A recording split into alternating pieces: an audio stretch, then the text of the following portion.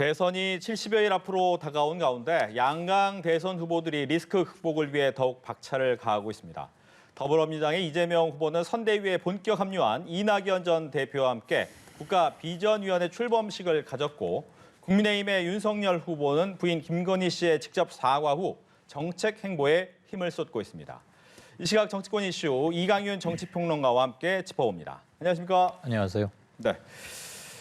또 여론조사가 나왔습니다. 매주 월요일 나옵니다. 그렇습니다. 한국 사회 여론조사 여론연구소에서 시작한 여론조사부터 먼저 좀 볼까요? 네. 양당 후보 지지율 떨어졌어요, 둘 다. 예. 두 분 다 떨어졌는데 이재명 후보는 전주보다 2.7포인트 하락하면서 37.6%, 윤석열 후보는 전주보다 1.6%포인트 떨어져서 35.8%를 기록하면서 지지율 격차는 2.9%포인트에서 1.8%포인트로 줄면서 오차범위 내 접전을 보이고 있습니다. 네. 다음 거로 또 보겠습니다. 리얼미터 조사 결과도 나왔는데 윤석열 후보 전주보다 4%포인트 떨어지면서 40.4%, 이재명 후보 지지율은 1.7%포인트 오른 39.7%로 격차는 지난주 5.7%포인트 격차에서 줄어서 0.7%포인트 격차로 오차범위 내 초접전 양상을 보였습니다. 두 개의 이제 여론조사가 나왔는데 떨어지는 부분이 좀 의아합니다. 네. 예. 두 분 다 떨어졌어요, 하나는. 예. 하락폭과 하락 강도가 조금 다르고요. 네. 우선 두 군데는 순위가 다르죠. 둘 다 오차범위 이내긴 한데 리얼미터 거는 윤 후보가 앞서 있고 저희 거 KSY는 이 후보가 앞서 있는데 두 주 연속 이 두 군데 조사에서 둘 다 하락세인 것은 공통점입니다. 네. 다만 이제 오차범위 이내에서 순위가 조금 엇갈리고 있고요. 조사 방법이 상당히 다릅니다. 리얼미터와 저희는. 그거를 지난번에 한번 설명을 드린 바가 있으니까 오늘 길게 다시 재방송하기는 좀 뭐한데 추세는 둘 후보가 하락세라는 점에서는 그 점은 언더라인을 그리셔도 될 것 같고요. 네. 참고로 말씀드리면 지금 바로 이번 주부터 지난 월요일까지 사이 그 지난 한 주 동안에는 저희 조사에서는 이재명 후보의 하락폭이 좀 더 컸어요. 그래서 지난주와 이번 주 연속 두 주 연속 오차범위 내에서 이재명 후보가 앞서고는 있는데 두 사람의 차이는 많이 줄었죠. 2.9에서 1.6으로 줄었으니까. 네. 근데 2.9나 1.6이나 실은 대단히 미약한 겁니다. 그거는 뭐 앞섰다라고 말하기보다는 두 사람이 아주 초박빙이구나 그렇게 읽어주면 될 것 같고요. 예. 그 차이는 리얼미터 역시 마찬가지입니다. 리얼미터는 0.7%포인트니까 이건 정말 더 작은 거고요. 머리카락 한 올 차이라고 할까요? 중요한 건 한 달간의 경향을 한번 보면 한 달간. 지금으로부터 한 달간 11월 마지막 주부터 이때까지 사실 이때 일이 굉장히 많았습니다. 예. 잠깐 짚어보면 신문 제목 뽑듯이 명사형으로만 해도 12월 3일에 울산에서 국민의힘에서 울산 봉합회동이란 거 있었고요. 이준석 대표와 함께. 네. 그 한 달 사이에 가족 문제가 드디어 빵 터졌죠. 보도가 됐고 본인들이 사과도 했고 근데 그 사과 과정이 국민의힘은 매끄럽지 못해서 어제 부인 김건희 씨가 또 사과도 했고 물론 지금 앵커께서 언급하신 두 여론조사는 모두 사과가 있기 직전에 이루어진 것들이라 24일, 25일 그때 이루어진 것들이라 또 청와대에서 박근혜 전 대통령에 대한 사면 결정했습니다. 발표가 났죠. 그건 24일이고요. 이준석 대표가 다시 상임선대위원장 사퇴하고 뭐라고 할까요? 시위? 아니면 아무튼 조금 좋지 않아요. 네. 수신 재가 쪽에 좀 문제가 있어 보여요. 국민의힘은. 이쪽 이재명 후보 측에서는 이낙연 이따 얘기 나올지 모르겠습니다만은 이낙연 전 대표와 상징적인 만남도 있었고 그렇지만 그쪽에서도 아들 도박 문제 그다음에 대장동 관련 실무 책임자라고 할 수 있는 분이 또 스스로 목숨을 끊는 안타까운 일도 있었고 어느 쪽이 더 힘들다고 할 만큼 물론 가지수로는 국민의힘이 조금 더 맞습니다. 한 달간 그런 일이 있었습니다. 자, 네. 한 달 전에 비하면 이재명 1.9%포인트 하락, 윤석열 4.2%포인트 하락. 하락폭은 2배가 조금 넘는 거죠. 예. 그 기간 동안에 안철수 후보는 물론 아직 올랐습니다만 큰 표는 아닙니다만 안철수 후보는 3.3%포인트 올랐습니다. 어허. 그리고 부동층도 1.5%포인트 올랐습니다. 또 하나, 지금 사실 아까 뉴스 리포트에도 나오는데 리스크 관리 국면이다 이런 얘기들 하잖아요. 어느 쪽이 덜 실수하느냐에 따라서 적어도 당분간 한 2, 3주 동안은 영향을 크게 받을 것 같은데 네. 2주 연속 지금 뭐 두 사람 다 하락세이긴 하지만 후보자 가족 이슈가 터진 지 지금 보름째입니다. 12월 13일 날 첫 보도가 나왔으니까 계속 지지하겠다. 현재 지지하고 있는 후보를 계속 지지하겠다는 사람은 7.4%포인트 줄었습니다. 아니야, 이거 생각 좀 다시 해봐야겠는데 후보 교체도 가능해라고 답한 사람 6.5%포인트 늘었습니다. 네. 약간의 변화가 분명히 보이는 거죠. 게다가 부동층의 미미하지만 확실한 변화세. 그다음에 전혀 꿈쩍도 않고 있던 안철수 후보의 지지율이 조금 높아간다는 것은 충성도가 약한 각 후보 진영의 충성도가 조금 약한 사람들. 네. 뭐 이렇게 말할 수도 있겠죠. 합리적으로 지지하는 사람들이 움직이기 시작했다 또는 움직일 조짐이 보인다라고도 할 수 있겠습니다. 예. 저도 이제 안철수 후보 측에서 약간의 올라간 모습을 보면서 또 얼마 전에 이제 바로 며칠 전이었죠. 송영길 대표가 이재명 후보와 안철수 후보가 더 잘 어울린다. 이런 얘기를 했단 말이죠. 그랬더니 네. 오늘 안철수 후보는 그럼 문재인 정권을 같이 심판할 거냐? 라고 이제 대응을 했어요. 예. 그러니까 아무래도 이제 같이 가기 좀 쉽진 않아 보이는데 예. 안철수 후보의 몸값이 올라갔다 이렇게 봐야 될까요? 그럼요. 당분간은 그렇고요. 만약에 두 후보의 가족 문제가 여기서 그치는 게 아니고 혹시 뭐가 더 있지 않을까? 이런 의혹이 지금 완전히 깨끗하게 가셨다고 보기는 조금 그런 거 아니겠습니까? 특히 한 후보 진영에 대해서는. 그런데 만약에 여기서 뭐가 추가로 드러난다거나 그렇다면은 국면은 조금 더 달라질 수 있을 것 같고요. 안철수 후보가 한두 또는 두 주 사이에 10%포인트를 넘어버리면 네. 조금 얘기가 달라집니다. 물론 그거 가지고 계속 독자 출마를 고집해봐야 승리를 얻기란 힘들 것임은 짐작하는데 어렵지 않으나 네. 그렇게 되면 두 진영에서 안 후보에 대한 러브콜이 시작이 될 테고 근데 안 후보 본인이 최종 지금부터 가장 가깝게 자신의 정치적 거취에 대해서 한 말은 지난 4.7 재보선과 그 조금 뒤에 합당 국면 뭐 얘기하다만 그때잖아요. 네. 적어도 그때 민주당으로 합치겠다는 건 적어도 아니지 않습니까? 그렇죠. 반 문재인 전선을 확실히 폈기 때문에 지금 당장 송영길 대표는 아마 여러모로 한번 띄워본 거겠죠. 뭐 붙잡아 두면 나쁠 거 없고요. 네. 근데 몸값이 뛰었느냐? 예, 그 말 동의합니다. 알겠습니다. 안철수 후보 측에서는 이제 계속해서 중도 확장을 위해서 제3지대는 분명히 있을 것이다라는 네. 걸 가지고 계속해서 몰고 왔기 때문에 이 부분을 어디까지 갈 수 있는지는 좀 더 봐야 될 텐데 문제는 안철수 후보가 과거에는 굉장히 참신한 인물이었지만 이 참신성이 좀 떨어진다는 부분 때문에 고민이 또 있을 것 같단 말이죠. 그렇습니다. 바로 그 지점 때문에 안 후보의 고민이 있을 것 같은데요.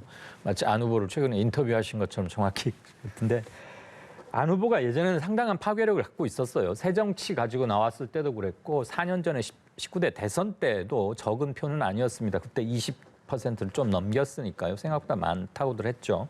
이번에 이렇게 뜨지 않는 건 두 진영이 지금 완벽하게 거의 결집 내지는 수렴 현상이 일어나고 있는 데다가 안철수 후보가 어떤 면에서든 이니셔티브를 쥐고 있는 게 없습니다. 정책이건 구도건 인물론이건. 우선 인물론에서는 상당히 식상하고요. 우리는 안철수를 10년간 집중 탐구하듯이 봐왔기 때문에 그렇게 이름만으로 참신함을 느끼기에는 미안한 말씀이지만 그는 조금 올드한 측면이 있고 정책은 지금 파고들 여지가 별로 없는 국면이고 네. 구도는 정권 심판과 정권 재창출이 계속해서 5.5 대 3.8 정도의 지금은 좀 낮아졌어요. 5.1 대 한 3.9 정도 비율인데 51 대 39 정도. 이 틈바구니에서 안철수 후보가 끼울 수 있는 곳은 정권 교체 쪽인데 정권 교체의 대명사는 이미 윤석열처럼 아직은 되어 있거든요. 그래서 제3지대의 후보들이 세 분 계시지만 존재감을 나타내기가 굉장히 힘든 이번 선거 구도다. 네. 그런 점은 말씀을 드리겠습니다. 알겠습니다. 이제 여론조사에서 이슈로 좀 넣어 보면 네. 어제였죠. 이제 윤석열 후보의 부인 김건희 씨의 어떻게 보면 등판이 있었습니다. 예. 사과를 위한 등판이긴 했지만 예. 사과의 모습을 여러 가지로 뭐 여야의 반응은 좀 달랐는데 어떻게 보셨습니까? 제가 제 느낌을 말씀드려도 되는 건지 모르겠는데요. 뭐 보도 난 것 그리고 사람들이 이렇게 의견 내고 한 것들을 하자면 그리고 뭐 제 사견도 조금 들어갈 수 있겠죠. 국민들께 사과하는 것을 알긴 알겠어요. 그리고 왜 그 자리가 생기게 됐는지 본인으로서는 자탄하는 그것도 느낄 수 있었습니다만은 결과적으로는 사과문 비중 조절하는데 조금 뭐 실패 또는 좀 문제가 있었던 거 아닌가.